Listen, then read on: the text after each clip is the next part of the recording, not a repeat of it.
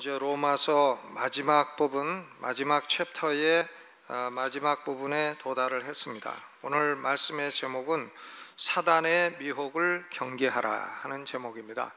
이 로마서 16장 전반부는 사도 바울이 성도들 27명의 이름을 다 기억하고 직접 이름을 부르고 문안하는 그런 행복하고 또 즐거운 그런 내용이었습니다.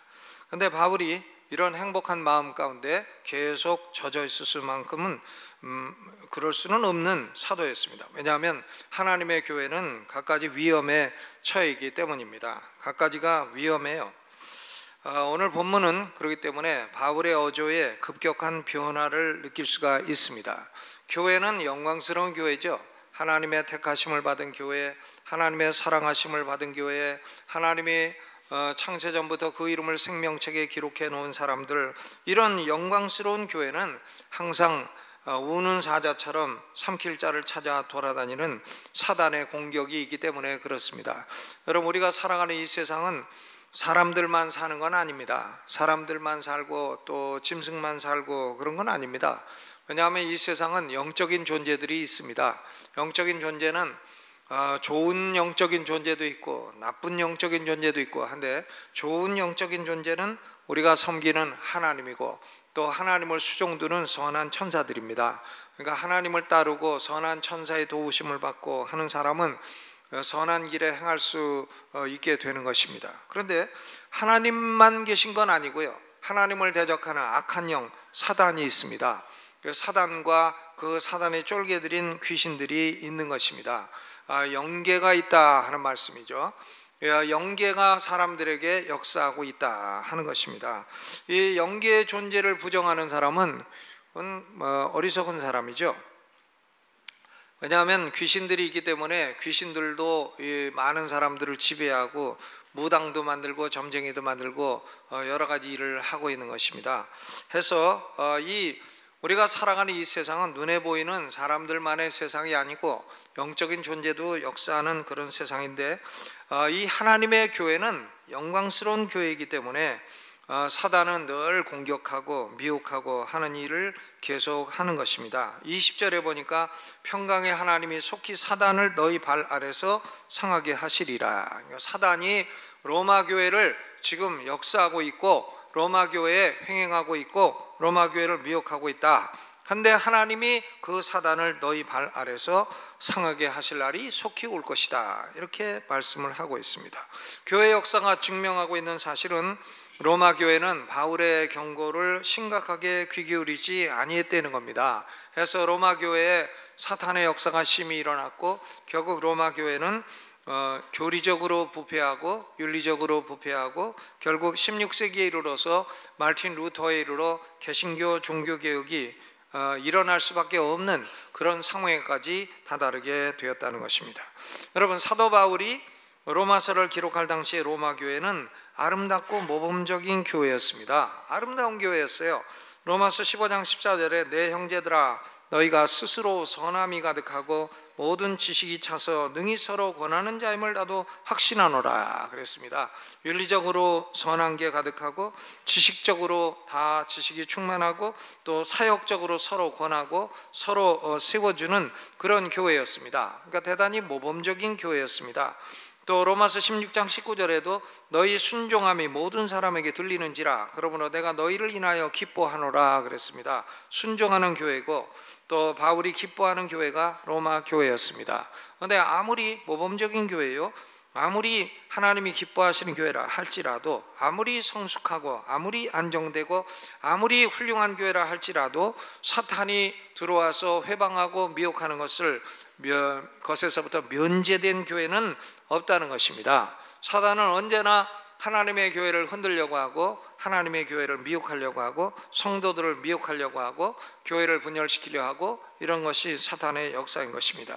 그러니까 우리는 하나님의 교회는 언제나 이런 역사가 있다. 우리 성도들의 가정에도 성도들의 가정을 죽이고 멸망시키고 우리 성도들을 멸망으로 이끌려 가려고 하는 이런 사단의 역사가 있다, 귀신들의 역사가 있다는 것을 미리 알고 미리 경계하고 미리 기도로 준비하고 막고 싸우고 이래야 할 줄로 믿습니다. 여러분, 우리 성도들 가정에도 뱀이 들어가는 거죠. 뱀이 들어가서 이불 속으로도 쑥 들어가고 침대 속으로도 쑥 들어가고 부엌에도 있고 이래가지고 이제 성도들 가정을 갖가지로 회파하고 죽이고 멸망시키는 이런 짓을 하는 것입니다. 그러니까 사탄과 그의 쫄개인 귀신들은 가만히 있지를 않아요. 우는 사자처럼 누구를 삼킬까, 이번에는 누구를 집어삼킬까, 이렇게 역사를 하고 있다 하는 것이 하나님의 말씀인 것입니다. 그런데 바울은 로마서 마지막 부분에 이 사탄의 역사를 경고하면서 아울러서 또 성도들에게 너희는 그러나 승리할 것이다 하는 승리의 확신을 줍니다. 20절에 보니까 사탄을 너희 발 아래서 상하게 하시리라. 경고만 계속하면 사람 마음에 두려움이 생기지만 또 격려와 위로를 주면 힘이 생기는 것입니다. 그래서 바울은 하나님의 교회, 로마 교회를 향해서 경고도 주고 격려도 주고 이 두 가지를 주고 있습니다. 그러면 사탄은 어떻게 로마 교회를 미혹하고 회파를 하는가? 그것인데, 사탄이 역사할 때에는 항상 사람을 사용합니다. 사람을 사용해서 사람을 이용해 가지고는 성도를 미혹하고 교회를 회파하고 이런 짓을 하는 것입니다. 그러면 사단이 사용하는 사람을 우리가 어떻게 식별을 할 수가 있나? 사단은 어떤 사람을 사용하나? 오늘 본문은 네 가지를 말하고 있어요. 첫째로는 사탄이 사용하는 종은 교리가 비정통적입니다. 교리가 성경적이질 않아요. 믿는 신앙의 내용이 성경적이지 않습니다. 교리가 성경하고 다르다 이거예요. 비정통적인 교리를 갖고 있다 그랬습니다. 17절에 보니까 너희 교훈을 거스린다. Against the doctrine you have learned. 너희가 지금까지 배워온 그 교리와 어긋나다. 정통적인 교리와 어긋나다 하는 겁니다. 그러니까 바울이 가르친 교리가 진리입니다. 바울은 신약 성서를 14권 쓴 사람이고 하나님이 바울에게 영원전부터 숨겨진 이 복음을 계시로 알게 해주셨어요. 그래서 바울은 이 복음을 나의 복음이라고까지 말합니다. 마이 가스펠, 나의 복음. 25절을 보니까 나의 복음이라 하잖아요. 나의 복음, 내가 계시를 받아가지고 증거한 복음. 이 복음, 바울이 가르친 정통적인 복음의 교리에 어긋나는 사람들이 바로 이단자들이죠. 이 사람들이 바로 사탄의 사용받는 종들인 것입니다. 이들은 비정통적인 교리를 가르치기 때문에 교회 성도들에게 뭐가 되라면 거치게 하는 자들이 됩니다. 옵스터클, 걸려 넘어지는 그런 거침돌, 장애물이 된다는 것입니다. 여러분, 1세기 교회에도 비정통적인 신앙을 가진 사람들이 얼마나 많아요. 1세기 교회는 뭐 다 정통적인 교회이고 좋은 교회인 것 같지만 그렇지 않습니다. 율법주의자들도 있었고 또 영지주의자들도 있었고 신비주의자들도 있었고 거짓 선지자들도 있었고 이단자들도 있었고 또 거짓 기적을 행하는 자들도 있었고 무슨 에비온파라는 파도 있었고 또 뭐 가연설주의자, 뭐 도세티스트, 도세틱 뭐 그런 사람들도 있었고 행위구원설주의자도 있었고 1세기 교회에도 수없이 많은 이단 사상을 가진 사람들이 있었던 것입니다.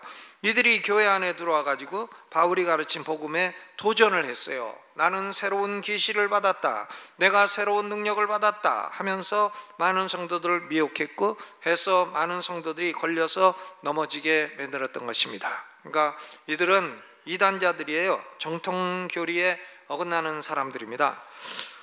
지난 150년간의 교회 역사를 봐도 지난 150년간은 소위 새로운 신학, 신신학이 들어와 가지고 개신교의 정통신학에 도전을 했습니다. 해서 성경과 어긋나는 자유주의 신학을 많이 가르쳤어요. 신학교에도 많이 들어왔고 교수들 중에도 자유주의 신학자들이 많이 있습니다. 그러니까 자유주의 신학이 들어왔을 뿐만이 아니라 또한 갖가지 이단들이 지난 150년 사이에 엄청나게 많이 일어났어요. 또 새로운 신비주의도 많이 일어나게 되었습니다. 풀러 신학교에서 교수를 했던 피터 와그너라고 하는 분은 자기가 사도들을 임명할 수 있는 임명권이 있다고 했습니다. 해가지고 전 세계 다니면서 사도들을 임명을 했어요. 사도들을 임명하고 사도단을 만들어서 사도단을 만들었는데 그분이 어저께인가 그저께인가 돌아가셨네. 사도대장님이 돌아가셨어요. 피터 바그너, 피신데 그분이 돌아가셨네. 그 사람들은 자기들이 사도이기 때문에 어디에 가든지 이제 기적을 일으킬 수 있다, 이제 이렇게 주장을 하고 이제 기적을 많이 행하고 이렇게 했는데, 그런 기적들이 그렇게 예수님이 행하신 기적과는 비슷하지 않습니다. 상당히 좀 최면술적인 그런 기적들, 좀 윤리적으로도 좀 깎음치 않은 그런 기적들, 뭐 쓸데없는 기적들, 예를 들면 뭐 이빨이 뭐 금이빨로 바뀐다든가, 뭐 손바닥 치면 금가루가 떨어진다든가, 무슨 뭐 이런 이상한 기적들, 또 뭐 손가락으로 휙 하면 쓰러진다든가, 사람들이 방언을 해도 깨끗하게 하고 들어서 기분 좋은 걸 해야지 막 개 짖는 방언을 한다든가, 이런 것들 아주 이상한, 듣기에도 좋지 않고 보기에도 아주 기분이 안 좋은 이제 이런 운동들을 많이 했습니다. 그러니까 이런 것들은 다 개신교가 가지고 있는 정통교리에 어긋나는 가르침인 것입니다. 물론 하나님의 교회는 새로운 것을 배워서는 안 된다는 말은 아닙니다. 항상 새로운 걸 배워야 돼요. 성경에 대한 새로운 연구가 나오면 또 배우고 공부하고. 그러나 옛것이든 새로운 것이든 간에 영원 불변하는 이 복음의 말씀과 어긋나서는 안 되는 것입니다. 유다서 1장 3절에 성도에게 단번에 주신 믿음의 도가 있다 그랬어요. 믿음의 도가 하나님이 성도에게 단번에 주셨어요. Once and for all, 단번에 영원히 변함없이. 믿음의 도는 가감될 수도 없고 변경될 수도 없는 그런 것입니다. 그러니까 사탄은 누구를 사용하나? 교리가 비정통적인 사람을 사용해요. 교리가 비정통적인 사람들은 항상 사단의 종이 될 가능성이 높다 하는 것입니다. 두 번째로, 이런 이단자들은, 사단의 종된 사람들은 교회에 들어오면 분열을 일으켜요. 분열성이 있다. divisive, 분열성이 있습니다. 17절 중반에 보니까 그들은 항상 분쟁을 일으킨다는 거예요. create division, 분쟁을 일으킵니다. 분열을 일으킨다 하는 것이죠. 물론 성도들이 교회를 어떻게 하면 좀 더 깨끗하게 할까 해가지고 서로 이렇게 깨끗하게 하기 위한 노력, 그런 것은 있어야 됩니다. 그런데 이 사람들은, 이 이단자들은 들어와서 분쟁을 일으키고 분열을 일으켜요. 이 교회의 가장 중요한 특징은 다양한 사람들이 모여 있어도 그리스도 안에 있는 존재들이라는 특징입니다. 그리스도 안에 있는 사람들이기 때문에 연합을 이루고 있습니다. 그런데 사단의 종된 자들은 이 연합과 일치성을 깨뜨리는 겁니다. 분열을 일으키고 분쟁을 일으키고 그런다 하는 것이죠. 그래서 신약에 이 이단자들에 대한 가장 강력한 서신이 유다서입니다. 유다서인데, 예수님의 육신의 아우인 유다가 초대교회에 침투했던 이 영지주의자들에게 대항해서 쓴 서신입니다. 영지주의자들 향해서 유다는 유다서 1장 19절에 배교자들은 당을 짓는 자며 육에 속한 자며 성령은 없는 자니라 그랬어요. 당을 짓습니다. 당을 지어, 무리를 지어. 당도 좋은 당 지면 되는데 나쁜 당을 짓는 것입니다. 사람들의 마음을 도적질해서 분열하는 무리로 만든다 하는 것입니다. 마음을 도적질해. 유다서 1장 4절에 보니까 교회에 가만히 들어와서 은밀하게 들어와가지고 은밀하게 활동합니다. 이단자들이 다 그렇죠. 은밀하게 들어와서 은밀하게 활동하고 당짓고 분열을 일으켜요. 해서 한 교회에서 분열을 일으키면 사명 다하고 또 다른 교회 옮겨가지고 다른 교회 분열을 일으키고 계속 그 짓을 하는 것입니다. 해서 분열을 일으켜 교회를 파괴하는 자들입니다. 여러분, 이런 사람들, 이런 이단자들, 이렇게 교회 파괴하는 자들은 어떻게 되나? 운명이요. 유다서 1장 5절로 7절에 보니까 유다가 이들의 운명은 역사 속에 나타난 세 종류의 사람의 운명과 똑같이 된다 그랬어요. 첫째는 뭐냐? 광야에서 멸망한 이스라엘 백성들 같이 된다. 가나안 땅에 못 들어가고 광야에서 다 멸망하게 될 것이다. 두 번째는 자기 처소를 떠났다가 큰 날의 심판까지 영원한 결박으로 흑암에 가두어진 천사들과 같이 된다. 그러니까 천사였다가 하나님을 배반하고 자기 처소를 떠나고 악령이 된 존재들, 악령과 같은 존재가 된다. 그리고 세 번째로 다른 색을 따라가다가 유황불비의 심판을 받은 소돔 고모라 사람들의 운명과 같이 될 것이다. 유황불비의 심판을 받게 될 것이다. 그러니까 비정통적인 사상, 이단 사설을 가지고 교회를 분열시키려는 사람들은 이 유다의 경고를 멸시해서는 안 되는 것입니다. 그들은 소돔 고모라 같이 될 것이고, 그들은 흑암에 갇힌 악령들과 같이 될 것이고 그들은 불순종하다 멸망당한 광야의 이스라엘 백성같이 될 것이라 그랬어요. 그러니까 이런 그 로마 교회를 향한 바울의 경고는 첫째, 사탄의 종들은 비정통적인 이단자들이고, 두 번째는 교회의 분열을 일으킨 자들이고, 셋째로는 사단의 종들은 미혹적이라는 사실이에요. 미혹적이라. 18절 후반에 보니까 공교하고 아첨하는 말로 순진한 자들의 마음을 미혹하느니라 그랬어요. 공교한 말, 스무스 톡이에요. 아주 매끄러운 말을 한다는 거죠. 또 아첨하는 말이라는 것은 듣기에 기분 좋은 말이라는 게, 사람들이 듣기에 기분 좋은 말, 매끄럽고 기분 좋은 말을 가지고 사람들을 미혹합니다. 이들은 겉으로 보기에는 나이스해요. 아주 잘생기기도 하고. 여러분, 이단이라고 못생긴 줄 압니까? 잘생겼어요. 이단 교주들 봐요. 잘생겼지. 나는 그만 생기면 나도 그런 거 하겠어. 야, 이단 교주들 나이스, 말도 잘하고, 가만히 들어보면 말도 잘해. 재밌어요. 또 사랑도 많고 매력적인 사람으로 다 보이게 됩니다. 말을 해도 조리있게 하고 그럴듯하게 합니다. 그러나 성경과 어긋나요. 이 사람들이 성경과 어긋나요. 그러므로 대부분 순진한 마음을 가지고 있는 성도들은 워낙 멋있는 사람이 말을 잘하니까 미혹당하는 것이죠. 워낙 겉으로 나이스하고 말을 매끄럽게 잘하기 때문에 그 앞에서 대놓고 비판하고 대들 수가 없어요. 대들 수가 없고 공교하고 아첨한 말을 하는 것입니다. 여러분, 이 공교하고 아첨한 말로 아버지를 대든 사람이 있어요. 누군가 하면 다윗의 아들 압살롬입니다. 이 압살롬은 다윗이 아들을 낳고 평화의 아비가 되라고 압살롬이라고 이름을 지었어요. 아부는 아버지고 샬롬은 평화예요. 평화의 아버지가 되라. 근데 이 압살롬은 결국 자기의 누이인 다마리가 겁탈당했다 하는 것으로 인해서 자기의 이복 형인 암논을 쳐 죽이고, 그리고 외삼촌 집에 도망가 있다가 요압 장군이 다윗을 달래고 해서 고향에 다시 돌아오게 했더니 백성들의 마음을 도적질합니다.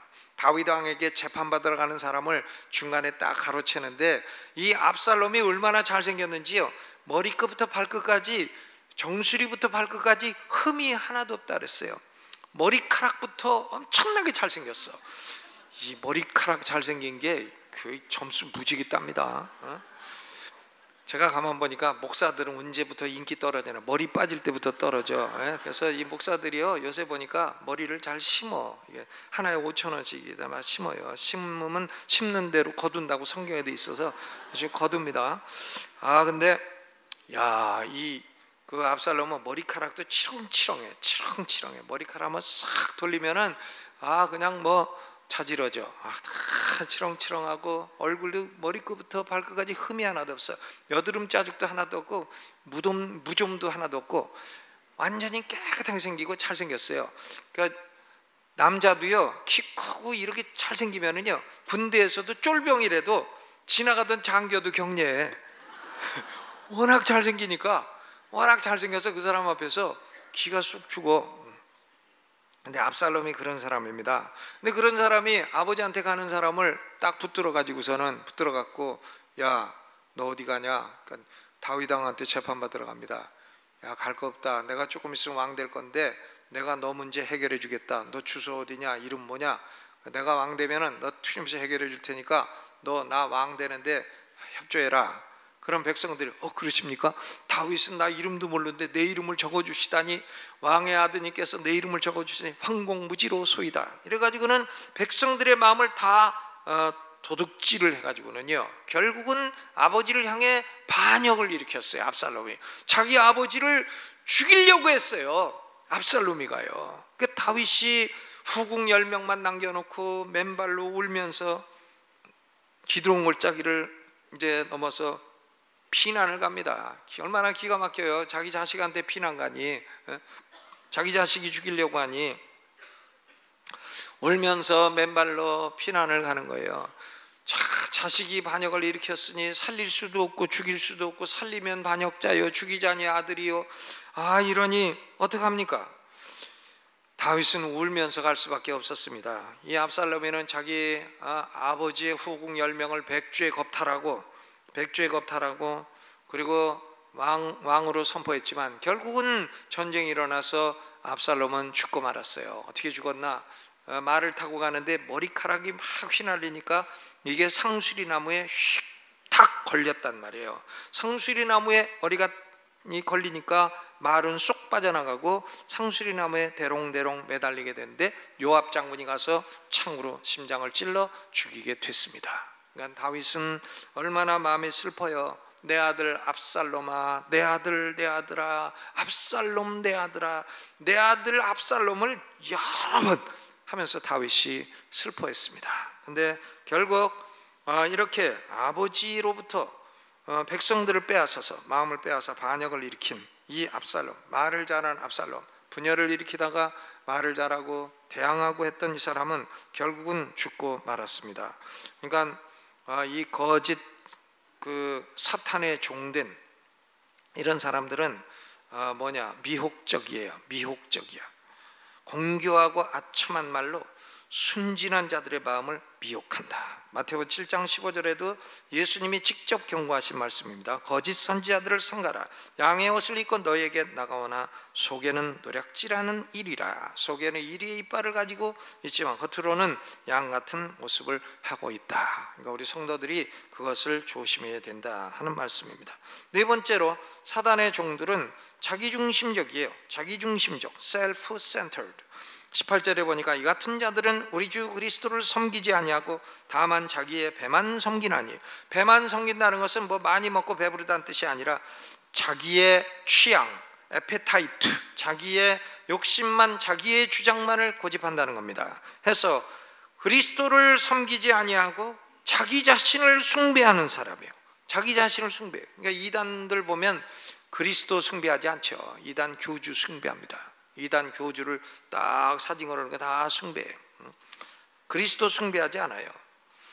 누구든지 자기 말에 굴복해야 된다 하는 생각을 가지고 있는 것입니다. 결국은 바울의 경고는 예언이 되었습니다. 예언이 되었고 2000년 동안 교회 역사는 이런 사단의 종들로 인해서 수많은 교회가 분열되고 또 증거력이 약해지고 온갖 이단 사설들이 난무하게 되고 지금은 교회라는 이름이 붙어 있어도 이것이 도대체 참된 교회인가 이단인가 분별하기 어려운 이런 상황이 되었습니다. 21세기는 이런 사단의 활동이 더욱 강해질 것이기 때문에 우리 성도들은 더욱 정신 차리고 주의를 해야 되는 것입니다. 집안에 들어오는 뱀들 허용하지 마시고, 교회에 들어오는 뱀들 허용하지 마시고, 또 국가에도 이 악한 영들이 역사하게 되면 국가가 혼란이 오게 되는 겁니다. 백성들의 마음이 어지러워지고 국가가 혼란하게 되는 것이죠. 여러분, 교회는 이런 위험으로부터 어떻게 교회를 지켜나가야 되나? 바울은 4가지 권고를 주고 있습니다. 첫째로는 17절에 보니까 그런 자들이 교회 안에 있는가 살피라는 거예요. 살피라. 교회의 정통적인 신앙과 교회의 일치성을 지키기 위해서 사단의 종들이 들어와서 활동하는가 하는 것을 주의 깊게 살펴라는 겁니다. 사실은 스스로 그리스도인이라고 하지만은 그리스도인이 아닌 이단자들이 많이 있기 때문인 것입니다. 여러분, 교회 장로님들은 이런 자들이 교회에 침투해서 분열시키지 못하도록 그렇게 경고하고 막아야 되는 그런 사명이 있는 것입니다. 장로들의 사명이죠. 성도들을 악한 자들의 침투로부터 지켜보호하고, 우리 성도들이 때로 사단의 공격을 받을 때 기도로 막아주고, 이런 사명이 있다는 겁니다. 또 두 번째로 17절 후반에 보니까 저희에게서 떠나라 그랬어요. Keep away from them, avoid them. 그런 사람들을 피하고 교제하지 말라는 거예요. 물론 성도들끼리도 잠시 오류에 빠지고 잠시 오해하고 잠시 개인적인 감정에 사로잡혀 다툴 수 있어요. 그럴 수 있습니다. 그런 경우에는 성도들끼리는 서로 권면하고 사랑하고 오해를 풀어주고 바로잡아주고 사랑을 해야 됩니다. 성도들끼리도 싸우지만 그러나 그것은 또 풀어야 되죠. 서로 성도들끼리는 풀어야지. 천국 가서도 만날 건데 여기서 너무 오래 싸우면 안 되잖아요. 그러나 이단자들은 떠나야 돼요. 그런 사람들은 떠나야 됩니다. 살펴가지고 떠나야 돼요. 이단적이고 교만하고 자기중심적이고 분열적이고 공격적이고 위험한 사람들은 교회에 큰 해를 끼치는 사람들이기 때문에 교제를 단절해야 되는 것입니다. 떠나라, 떠나라. 그 다음 세 번째로 19절에는 너희는 선한데 지혜롭고 악한데 미련하기를 원하노라 그랬어요. 선한데 지혜로워야 됩니다. 많은 성도들이 참 순진하잖아요. 우리 그리스도인들은 단순하게 생각합니다. 누가 와서 뭐라고 말하면 그냥 믿어줘요. 믿어줘. 그러니까 우리 그리스도인들이 사기당하기가 쉬워요. 여러분, 누가 와가지고 돈 한 일주일만 맡기면 이자 30%는 문제없다 그러면 절대 주지 마요. 왜냐하면 우리는 순진하기 때문에 믿잖아요. 믿어서 주면 그 돈이 그 사람 손에 넘어가는 순간 날아간 거예요. 그것은요. 그러니까 우리는 성도들은 이렇게 누구 남을 잘 의심을 안 하고 순진하고 하기 때문에 단순하고 순진하니까 남의 말을 잘 받아들여. 그러니까 미혹되기가 쉬운 것입니다. 우리가 나이브해요. 나이브. 좀 단순하다 이거죠. 그런데 예수님이 이런 경우에 마태복음 10장 16절에 너희는 뱀같이 지혜로우라 말씀하셨어요. 뱀이 항상 부정적인 이미지로 사용됐지만 이렇게 악한 자를 대할 때, 이단자를 대할 때에는 뱀 같은 지혜가 필요하다. 긍정적인 이미지로 사용을 한 것입니다. 그러니까 우리는 뭐가 필요한가? 지혜가 필요해. 가만히 듣고 이 사람이 하는 말이 이게 미혹하는 말인가 참된 말인가 이런 것을 좀 분별하고 분간이 안 가면 어떻게 하면 돼요? 집에 가서 마누라한테 물어본다 그러면 돼. 집에 가서 마누라한테 물어보고 하겠다. 또 부여자들은 집에 가서 남편한테 물어보고 하겠다. 그러면 됩니다. 그러면 이제 안 하는 거죠. 선한데 지혜로워라. 선한데 지혜로워라. 네 번째로 20절에는 평강의 하나님이 속히 사단을 너희 발 아래서 상하게 하시리라. 사탄을 너희 발 아래서 상하게 하시리라. 하나님이 승리를 주신다는 사실을 확신하고 하나님을 신뢰하려는 겁니다. 여러분, 사탄은 우리가 무서워할 필요가 없어요. 사탄과 그의 종들인 귀신들은 이미 패배한 존재들입니다. 창세기 3장 15절에 보니까 여자의 후손이 뱀의 머리통을 깨놓을 것이다. 뱀의 머리를 깼어. 예수님이 부활하심으로 뱀은 머리통이 다 깨졌어요. 머리통이 깨지면 어떻게 되나요? 머리통 깨지면. 근데 뱀이 안 죽었어. 머리통만 깨졌지. 그러니까 머리통이 깨지면 제 생각은 정신이 없을 것 같아. 정신이 없겠죠. 머리통 깨져갖고 정신 없어갖고 하늘에서 쫓겨내려가지고 땅으로 내려와서 이제 깨진 머리 갖고 사람들을 미혹하는 겁니다. 사탄은 이미 머리가 깨졌어요. 이미 패배한 존재입니다. 그런데 하나님은 이 사탄의 깨진 머리를 우리 성도들이 발로 밟게 하신다. 깨진 머리를, 머리가 깨져도 그냥 돌아다니니까 그거 어떻게 해야 돼? 깨진 머리를 발로 확 밟아야 돼. 신명기 33장 29절에 이스라엘이여 너는 행복자로다. 여호와의 구원을 너같이 얻은 백성이 누구뇨? 그는 너를 돕는 방패시요 너의 영광의 칼이시로다. 내 대적이 네게 복종하리니 내가 그들의 높은 곳을 밟으리로다. 행복자인 이스라엘이 대적 원수들의 높은 곳을 밟는다. 높은 곳이 어디예요? 머리죠. 머리를 밟는다.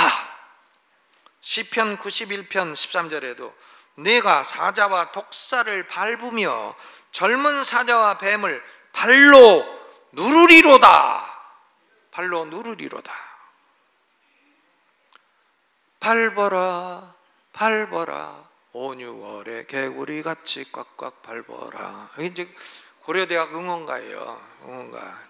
연세대학 밟으라고 한 노래인데, 근데 지금 우리 집에서 난 이 노래 못 불러요. 왜냐? 우리 막내 아들이 연세대학 다녀서 그거 부르면 나 이제 안 됩니다. 근데 여러분, 개구리는 안 밟아도 뱀은 밟아야 돼.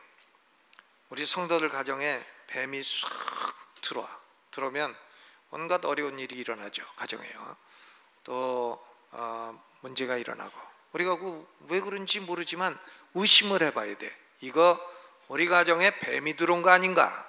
뱀이 지금 내 침실 밑에 딱 들어가 있는 건 아닌가? 물론 진짜 뱀은 아니지, 영적인 뱀.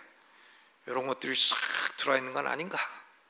의심해보고 예수님 말씀하시기를 내가 뱀의 깨진 머리통을 발로 밟으리라 했으니 사탄아 내 발에 밟히겠느냐? 나가겠느냐? 그러면 가만히 생각하다 나갑니다. 그리고 나가죠. 소리를 질러야 돼. 가끔 기도할 때 집안에서도 소리를 질러. 나사렛 예수 이름으로 명하노니 우리 가정을 회파하는 사탄과 귀신들은 물러갈지어다. 우리가요 지금 이 시대의 나라를 위해서도 기도할 필요가 있어요. 나라가요 온통 무슨 영이 희한해. 지금 영적으로 뭐 이분이나 저분이나 희한하게 헷갈리는 상황이에요. 그러니까 우리가 나라를 위해 기도할 때도 사탄아 우리 대한민국을 멸망시키라는 사탄 악령 귀신들아 예수 이름 명하노니 떠나갈지어다. 어디로 갈까요? 물어보면 딴 나라로 가라 그럴 수는 없고 태평양으로 가라. 아멘. 이 마귀가 소리 지르는 거 무지개 싫어합니다. 영들은 사람의 소리를 무서워해요. 소리를 질러.